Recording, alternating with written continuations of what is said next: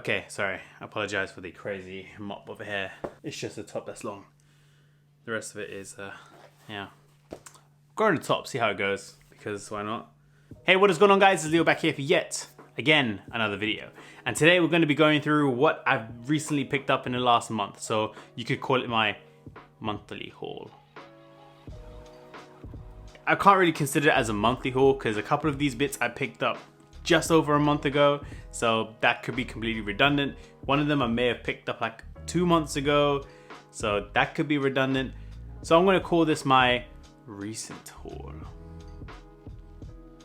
That's what we're going to do. Alright, so you guys know me, you guys know I like to buy cameras. It doesn't have to be the most expensive cameras, you know I like to buy the budget cameras, the deals. I like to get those special deals that just feel good when you buy it and you don't feel like you've just wasted a lot of money. So the first pick is going to be the Canon EOS 650. You've seen this camera probably in a video that I did before, just saying that I got it, but I shot with it yesterday. I have to develop the photos today.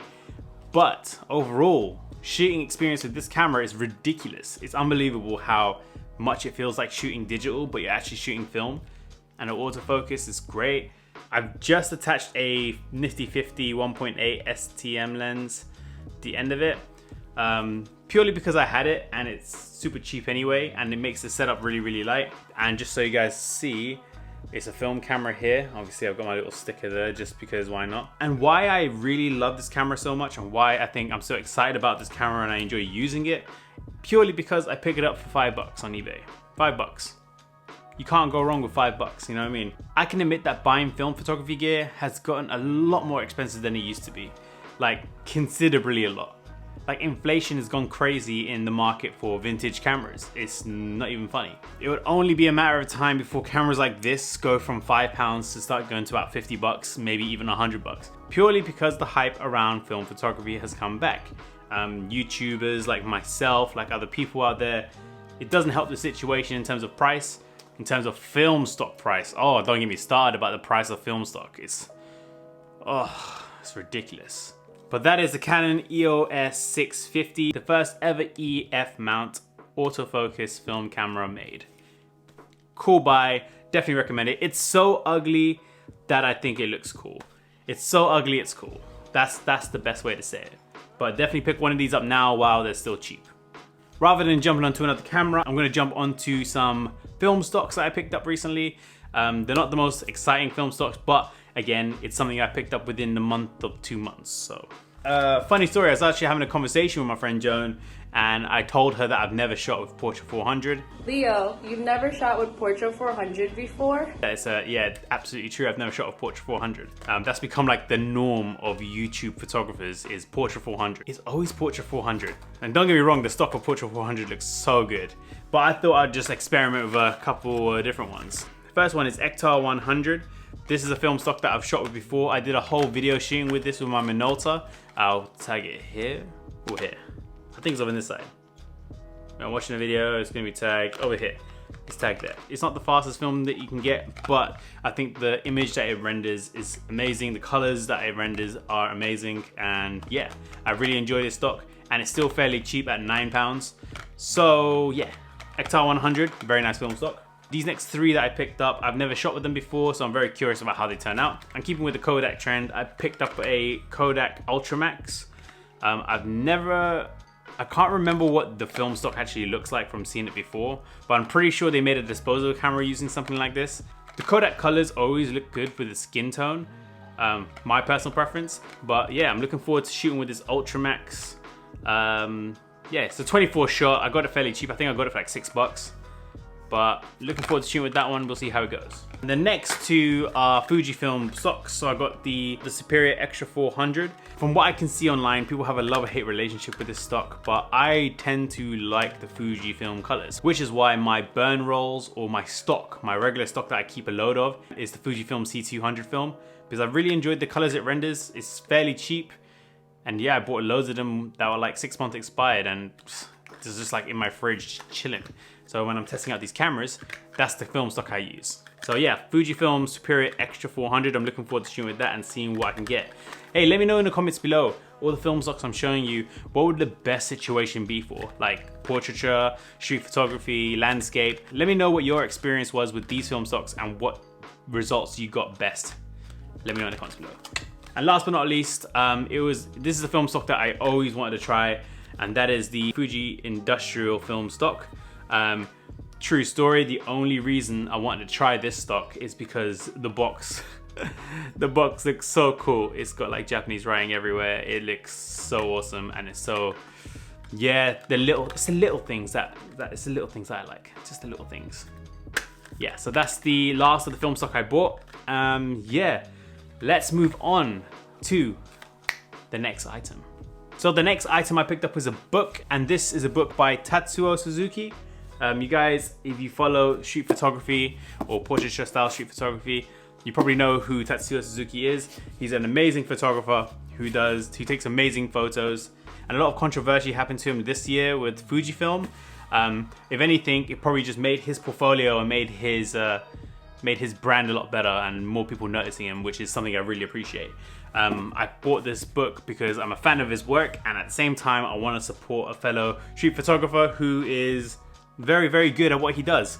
So if you guys haven't already, check out Tatsuo Suzuki, his Instagram, I'll tag it below. And I gotta say, the quality of this book feels amazing. Like, it's so good. And you get so many images in this book.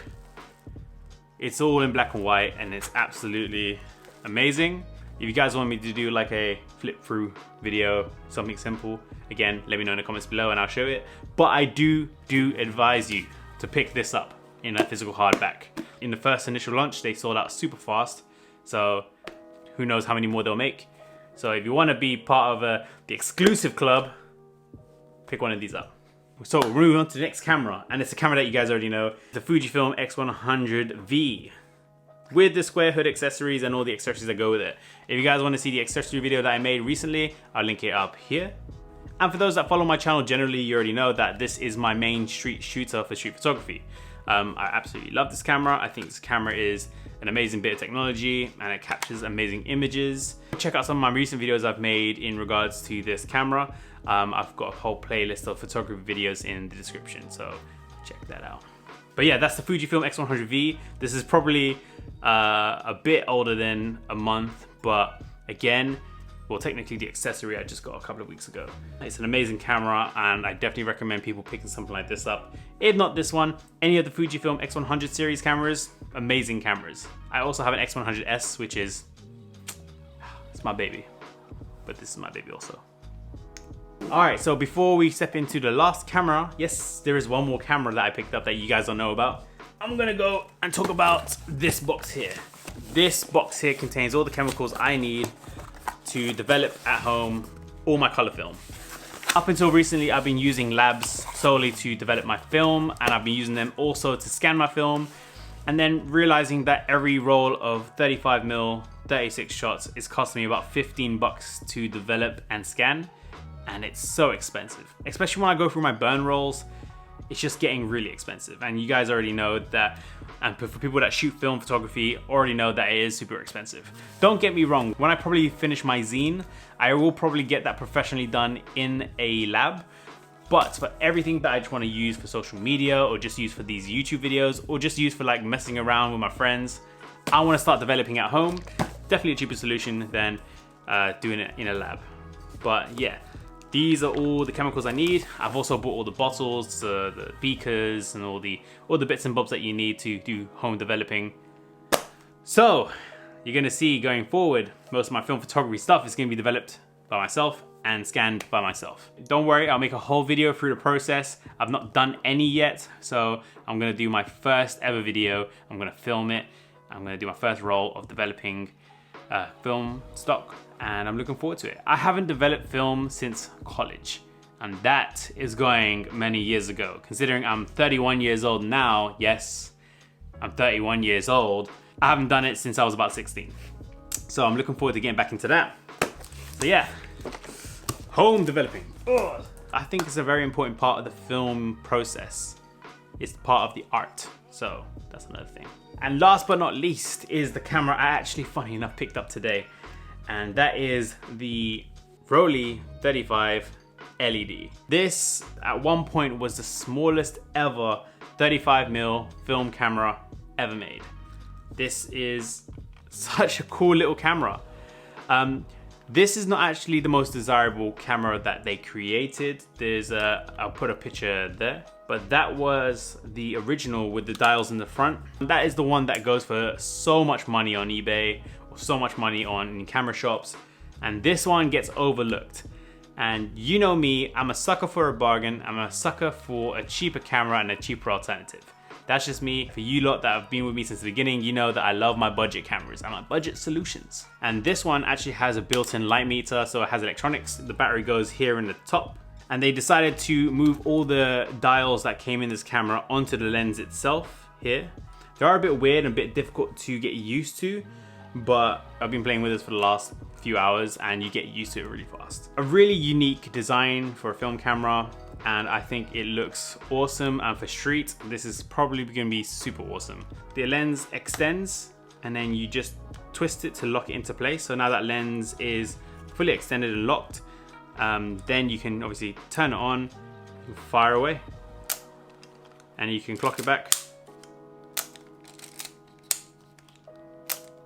Yeah, that's pretty much it. And you can control the focus, your aperture, your shutter speed on the back, which is the thing that's really tight, and your ISO at the top. This camera looks really awesome. I think the only problem that you're gonna get with this camera is that it's not a rangefinder, so it's just a viewfinder window, and regards to focusing, historically have been very difficult, which is why judging distance with focusing, that's where it comes into. But yeah, that's the Rollei 35 LED.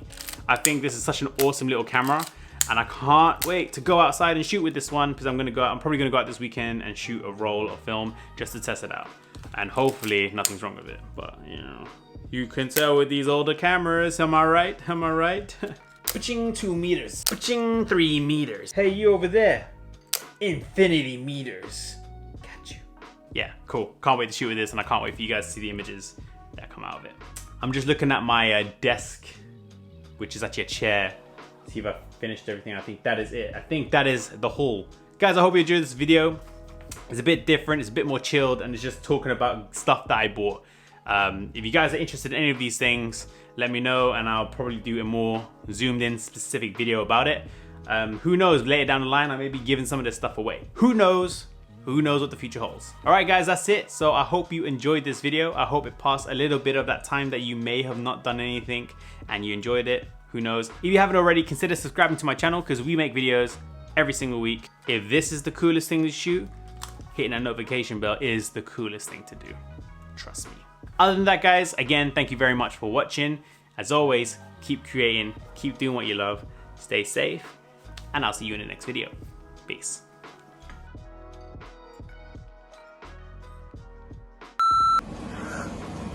I was gonna say something and I totally forgot what I was gonna say. What do you have to say? Leo, how could you not have shot with Portra 400 so far? That was like the fakest acting ever. That was bad. That was. Ooh, that was something else. And the light just like disappeared too. Even the universe did not approve of that. Lights. Lights? Okay. No.